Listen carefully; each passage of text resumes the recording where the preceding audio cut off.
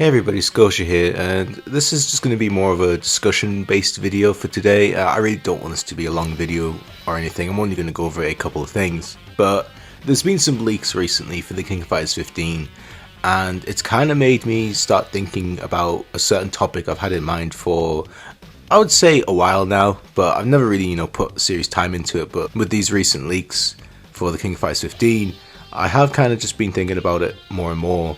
And I kind of just want to hear what your thoughts are on it, I really want to know how other people feel about this certain topic. So just as a heads up, I will be talking about the recent data mining for the King of Fighters 15. Not all of it, but just certain parts of it. So if you don't want to get spoiled on it, or if you've been trying to avoid it, definitely stop watching this video now. I will be talking about certain aspects of it in full. I will be talking about it. I will be showing pictures of stuff that has leaked. So definitely stay away if you don't want to get spoiled. I know I haven't really talked about the leaks on this channel. I've kind of, if anything, I've made a point not to talk about it. But for this one video, I'm going to make an exception because it's related to the topic I want to talk about. So yeah, just make sure if you don't want to get spoiled, if you don't know and you want to keep not knowing, definitely stop watching this video now. So this is actually a DLC team we've known about for a while now. It got data mined ages ago, before the game even came out. And I didn't really talk about it back then, but I had thoughts on it, and I talked about it on different places online, but I never really, did a video on it. I didn't do any videos on the leaks or the data mines back then. This will probably be the most I do of it now. But the team was Team EX Orochi, and for those that don't know, they are the Orochi versions of Yashiro, Shermie, and Chris. And again, for those that don't know, in KOF 97, there were two versions of those characters. Like, two in every game that they've been in. There have been two separate versions of those characters. There are the normal versions, and then there's the Orochi versions. And the main difference visually is that they kind of go for a red color palette, all three of them. So, for example, Chris, who usually wears a blue shirt when he's normal, when he's in his awakened Orochi form, he has a red shirt. And gameplay-wise, they all play completely differently. Chris has more flame attacks. I think Yashiro turns into a grappler. Shermie uses more lightning attacks. So they all play differently, which I think is cool. And I've always liked the idea of the characters, but it's that thing of like, back then in those older games when they were just there, you didn't have to pay for them. But now, and this is the main topic of the video if you haven't already guessed, is I'm not keen on the idea of having to pay for these characters. And to be honest, even after the recent developments and updates we've had on this team, I'm still not keen on it, but they've definitely made it hurt less. Because in the recent patch that came out with the Team Garo release, people found more data mined files. They data mined the game and they found more files that SNK for some reason left in the game. And we now know what Orochi Chris and Orochi Shermie are going to look like.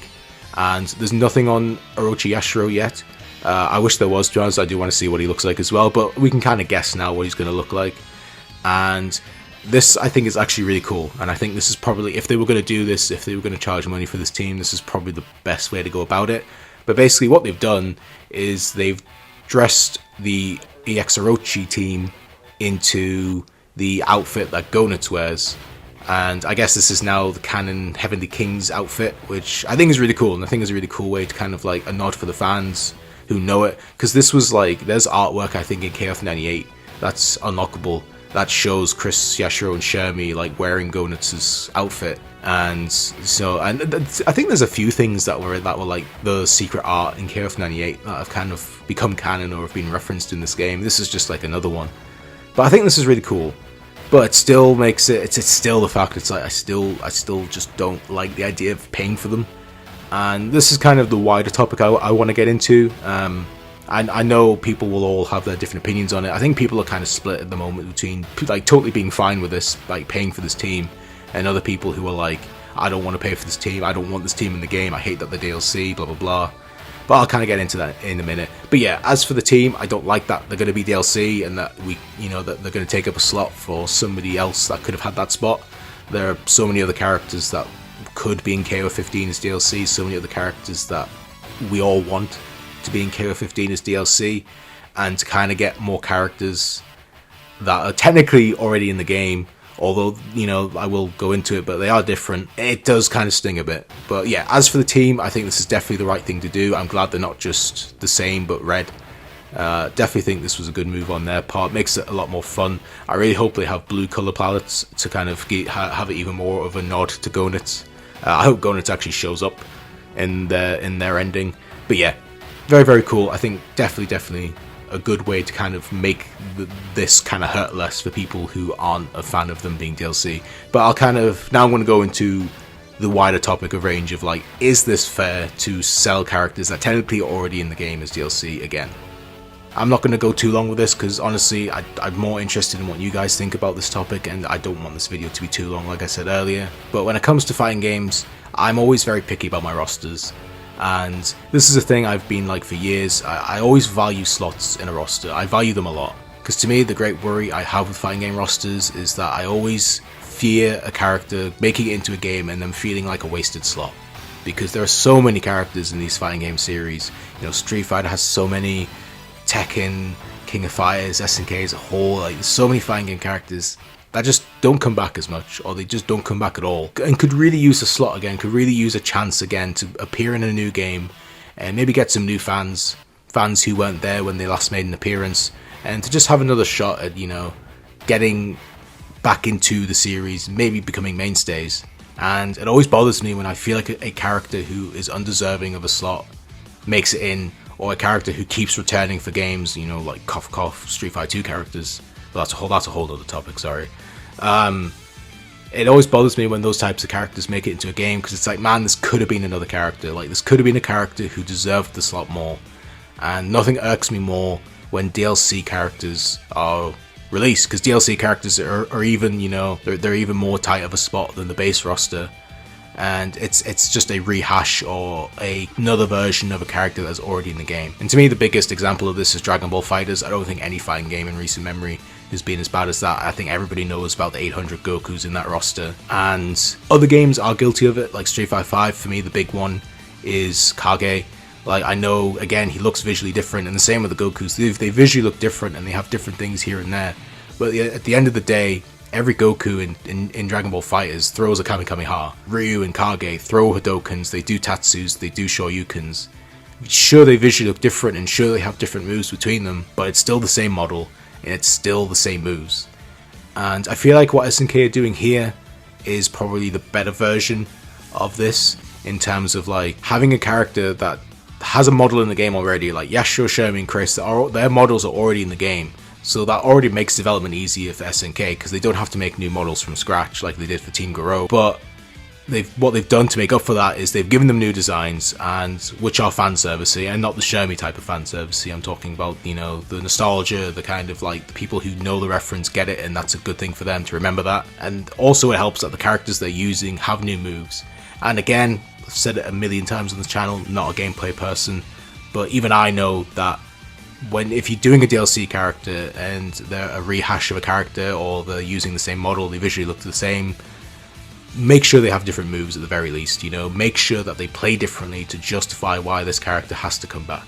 You know, obviously Kage and Evil Ryu were a popular playstyle that people liked, and people liked playing those characters, but at the end of the day, I would have much rather have had, say, Gouken. Again, a completely, like, a Shoto as well, who has similar moves, but he's a different character, he's his own character, he's not just Ryu, but evil. And same with Dragon Ball FighterZ, you know. The fusions of Goku and Vegeta I liked. They had the same moves, they did Kamehamehas, but they visually look different, the combination of the two.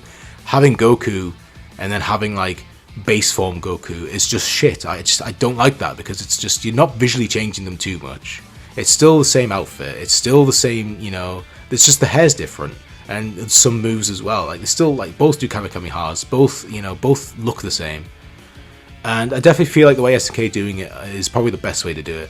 But I still feel like, if it was up to me, I would have this Team EX Orochi that we know are coming, I would have them be free DLC. And I know it's not going to happen, or at the very least I know it's very unlikely to happen, but it's still something I would like. And yeah, I just want to know what other people think about this. Like, am I alone in this? Are people just really not bothered by it? Am I just overthinking it? Or am I, you know, or do people think I'm kind of justified in thinking this? It's not that, so I just want to get, it's not that I hate the characters. I love Team CYS, I love Yashiro, Shermie, Chris, 3 amazing characters, 3 of my favourite characters in SNK/KOF. I really like the Orochi versions a lot. I think they're really cool. I'm glad they're in the game. I just wish I didn't have to pay for them. And I wish they weren't taking a slot away from somebody else. Because what helped about the other KOF games was that they were there from the start. Like they were like, they didn't take up a roster slot. They were hidden behind Yasho, Shermie, and Chris.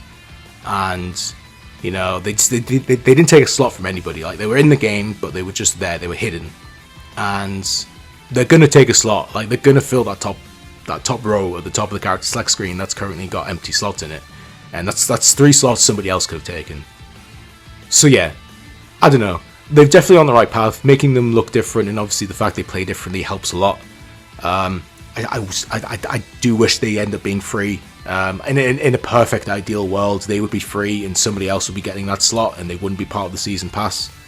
But I know that we don't live in a perfect ideal world, so I'm fine with it. I'm going to buy them, I'm going to play them, I'm going to enjoy them, I'm going to enjoy the new outfits. I hope there's a Go-Nuts colour, just a further note. I hope Go-Nuts is in the ending, you know.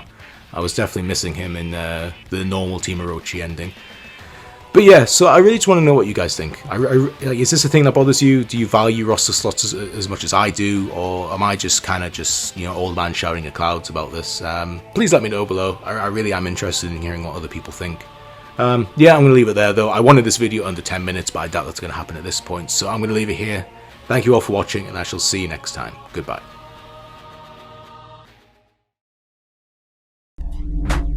We await your return, warrior.